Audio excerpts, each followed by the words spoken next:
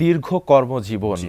অনেক বাস্তবতার মুখোমুখি হয়েছেন, অনেক কিছু দেখেছেন, অনেক অপারেশন নিজে থেকে নেতৃত্ব দিয়েছেন, অনেক কিছুরই মুখোমুখি হয়েছেন। কিন্তু আমাদের বাংলাদেশের ইতিহাসে সবথেকে লজ্জাজনক এবং উদ্দেশ্যপ্রণোদিত যে ঘটনা ২০০৯ সালের ২৫শে ফেব্রুয়ারি, যেটি পিলখানা হত্যাকাণ্ড নামে আমরা জানি, ২৫ ও ২৬ টানা ২ দিন সেখানে চলে হত্যাযজ্ঞ, এবং এরপর জাতীয় তদন্ত কমিটি গঠন করা হয়েছিল, এবং আমরা যতদূর জানি আপনি সেখানে তদন্ত কমিশন আপনি সেখানে সদস্যও ছিলেন। তো এই কমিশনটা ঠিক কবে, কিসের ভিত্তিতে আসলে গঠন হলো, এবং আপনি কবে জানলেন এটা যে আপনি কমিটির একজন সদস্য? আমি ২০০৬-এর ফেব্রুয়ারি থেকে ৯-এর ফেব্রুয়ারির ১ তারিখ পর্যন্ত বলতে পারেন চট্টগ্রামে পোস্টিং ছিল আমার। এই পরিপ্রেক্ষিতে আমি ৬ থেকে ৯-এর ফেব্রুয়ারি, আমি ৯ তারিখে কিন্তু ঢাকায় আর্মি হেডকোয়ার্টারে জয়েন করেছি। এর মধ্যে ৬ সালে আর্টিলারি সেন্টার স্কুলের কমান্ড্যান্ট হিসেবে জয়েন করার পরে ৭-এ যখন এমার্জেন্সি হয় তখন আমি ওই যে পোর্ট কাস্টমসের ওই রিফর্মের কাজটাও করেছিলাম। এবং আমি মনে করি 111 সরকারের অনেক বদনাম থাকলেও অল্প দু একটা কাজ, ভোটার কার্ড রেজিস্ট্রেশন এবং পোর্টের রিফর্ম, এটা নিঃসন্দেহে একটা ল্যান্ডমার্ক অ্যাচিভমেন্ট ছিল। এবং তার সাথে আমার সাথে বেশ অনেকগুলো জুনিয়র অফিসার ইনভলভ ছিল। ওই কার্যক্রম শেষে আমি এই সরকার আসার সাথে সাথে আমার পোস্টিং হয় আর্মি হেডকোয়ার্টারে আর্টিলারি ডাইরেক্টরেটের ডাইরেক্টর হিসেবে। আমি ৯ তারিখে জয়েন করি। ২৫ তারিখে ঘটনা, ২৫ তারিখে যথারীতি অফিসে আসার পরে সাড়ে ৯টার দিকে প্রথম খবর আসে যে এরকম পিলখানায় কিছু একটা প্রবলেম শুরু হয়েছে।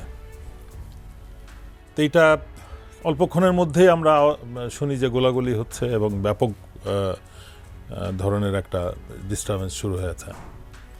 ওই সময় আবার আর্মি হেডকোয়ার্টারে একটা কনফারেন্স চলছিল অফিসারদের।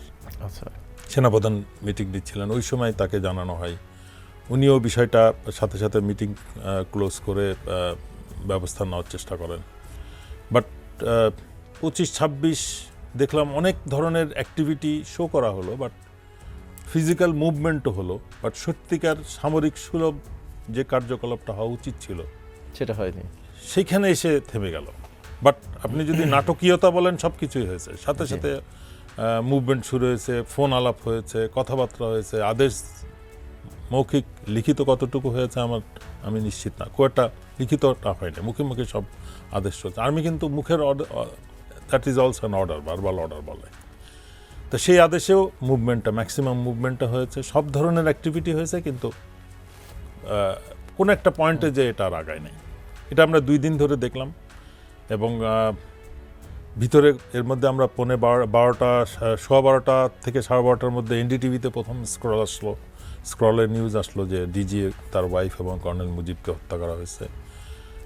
তারপরে ইন্ডিয়ান আরেকটা চ্যানেলে, 2টা চ্যানেল মিলেই 12:30টার থেকে নিউজটা দেওয়া শুরু করছে। এবং খুব সম্ভবত ইন্ডিয়া এটা আগে প্রচার শুরু করেছিল, প্রথম প্রচার।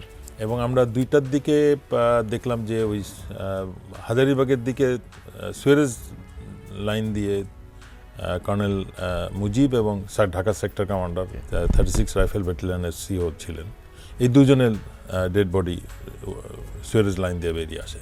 তখন আমরা নিশ্চিত হলাম যে যা এনডিটিভি যেটা বলছে, বাস্তবে colonel Mujib one of the সেটা বেরিয়ে আসলো ডেড বডি। তখন কিন্তু আমরা নিশ্চিত যে ভিতরে হত্যাকাণ্ড ঘটেছে, কিন্তু এটার ব্যাপকতা কিন্তু আমাদের জানা ছিল না। বাট আমার কিন্তু একটা বিষয় অবাক লাগছে যে ওই স্পটে যখন সশস্ত্র বাহিনী বা র্যাব পৌঁছেছে, ওই স্পটে যাওয়া মাত্র কিন্তু তাদের আর কোনো আদেশ প্রয়োজন ছিল না। তারা চেষ্টাও করেছিল যাওয়ার, বাট সবসময় সেনাবাহিনী বলি, র্যাব বলি, তাদেরকে আটকে রাখা হয়েছে, যেতে দেওয়া হয়নি। ভিতরে কোনো অপারেশন